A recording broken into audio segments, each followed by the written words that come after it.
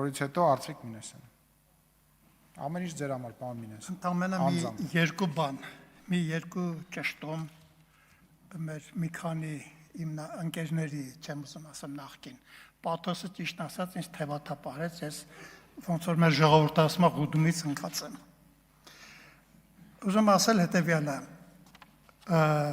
ադապտացիա բառը քաղաքագիտական բառ է, քաղաքագիտական տերմին է։ Այստեղ մի քանիսը դա փորձեցին բարոյական էթիկական հարթության վրա տեսնել, ըստ երևույթին խառնելով ասիմիլացիայի հետ։ Ես կարծում եմ, որ դաշնակցությունը, դաշնակցական կուսակցությունը, որին նորից կրկնում եմ, շատ հարգել եմ, շատ հարգում եմ, որ ցանկանում եմ, որ մեր հանրապետության, մեր երկրի կառուցման մեջ իր դերակատարությունը ունենա, որը ուրեմն խառնելով ասիմիլացիայի հետ, իմ ասած մի մտքով, երբ որ մենք 80-ական թվականների վերջին սպասում ենք դաշնակցության մուտքին, մեր կյանք, մեր պետության, մեր ժողովրդի մեջ, կարծեմ ասացի թևերս բացած։ Ըստ երևույթին այդ ասիմիլացիայի ուրեմն սկզբունքով էր, որ դուք եկաք եւ փոխանակ մտնեիք ձեր ժողովրդի թևերի տակ, դուք տեղավորվեցիք ուրիշ թևերի տակ, բայց դա իմ գործը չի եւ կոռեկտությունը ինձ սրանից ավել չի թույլատրում ասել։ Եվս երկու ճշտում 1980 թվականի դաշնակցությունը լրիվ ուրիշ բան էր։ Իդեպ 1989 թվականին ես Ռուբեն Հովսեփյանի հետ լուսահոգի, որը մեր տաղանդավոր գրողներից մեկն էր, Հայաստանի Հանրապետություն թերթում մի բանավեճ եմ ունեցել, նորից պետություն եւ հայրենիք այս երկու, չգիտեմ ինչու իրար հակադրվող, փոխանակ իրար լրացնող հասկացությունների մասին։ Եվ գրել եմ, որ ժողովուրդների քաղաքակրթական մակարդակը, քաղաքակրթական առաքելությունը որոշվում է պետություն կառուցելու իրենց ընդունակությամբ։ Հայրենասեր են բոլորը։ Ես այդ օրերին կարծեմ վիրավորել էի Ռուբեն Հովսեփյանին մի համեմատությամբ, ես ասել էի, որ հայրենիք ունեն անգամ կապիկները, օրինակ շիմպանզեները եւ գորիլաները։ Եթե դուք իրենց միջավայրից հանեք, իրենք կարոտից կսատկեն, չեն ապրի։ Բայց պետություն կարող են կառուցել միայն ժողովուրդները։ Ես կուզենայի, որ հայ հեղափոխական դաշնակցությունը իր բոլոր քննադատական մոտեցումները պահելով մասնակցեր պետություն կառուցելու մեր այսօրվա շատ դժվարին, շատ վտանգավոր եւ շատ պատասխանատու գործին, որտեղ հազար ու մի խոչուխուտ կա մեր դիմաց, որոնք գուցե հաղթահարելու համար մի բան էլ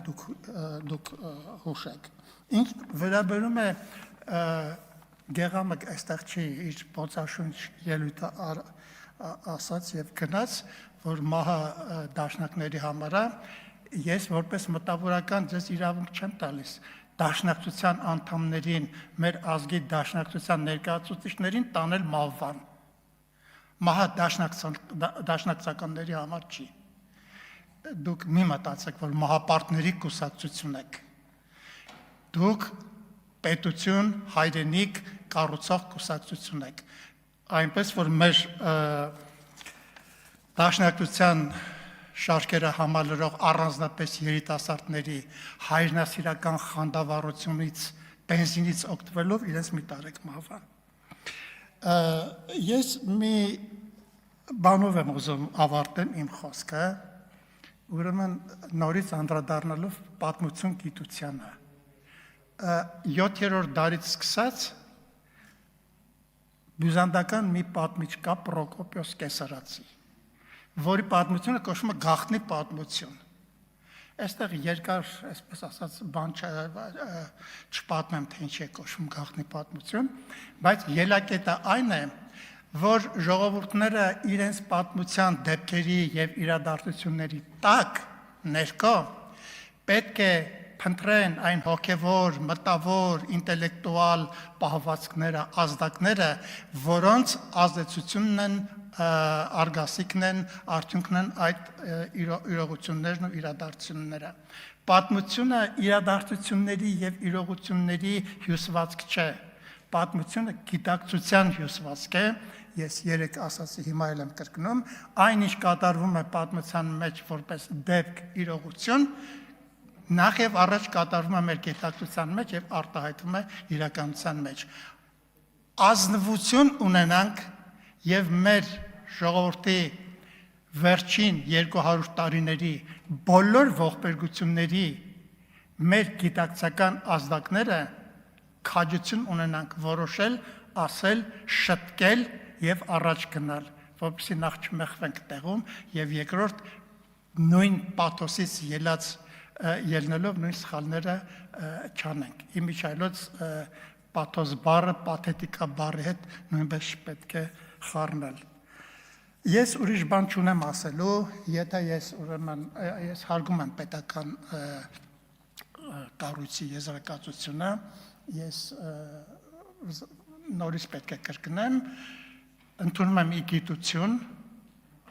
եզրակացության դրույթները, չեմ ընդունում, որ ես Դաշնակցության հասցեին քաղաքական ոտնձգություն եմ կատարել, ես պատմական անալիզ եմ արել եւ պատմական եզրակացություն եմ հանգել, որի վրա մնում եմ։ Ես հիմա մի գիրք եմ գրում, որտեղ մոտ մի 30-40 էջ նվիրված է մեր 20-րդ դարի սկսած քաղաքական կուսակցությունների, այսպես ասած, ելակետերին։ Եթե չեմ ժամանակ ունեմ, մի բան էլ ասեմ եւ ավարտեմ։ Ես այն կարծիքին եմ, որ երեք կարծեմ ասացի, 12-րդ դարից սկսած մեր ժողովուրդը քաղաքական եւ հասարակական մտածողություն ունեցել է։ Մեր դատաստանագրքերը կարդանք մեր սահմանադրական, այսպես ասած, գաղափարները,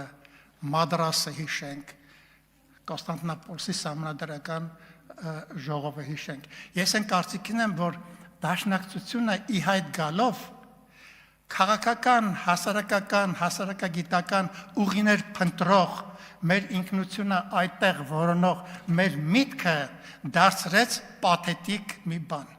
Այսինքն մենք դրանք թողեցինք մի կողմ, ոչ մի անալիզ, ոչ մի վերլուծություն, ոչ մի ադապտացիա, ոչ մի թուրք, ոչ մի ռուս, հուրա գինի լից։ Ես դրա համար անկեղծորեն որպես մտավորական Դաշնակցությանը մեղադրում եմ։ Ցանկանում եմ բոլորիս հաջողություններ մեր պետության կայացման գործում, նաև հայ հեղափոխական Դաշնակցությանը։ Շնորհակալություն։ Հարակից զեկույցով հանդես կգա կոռուպցիայի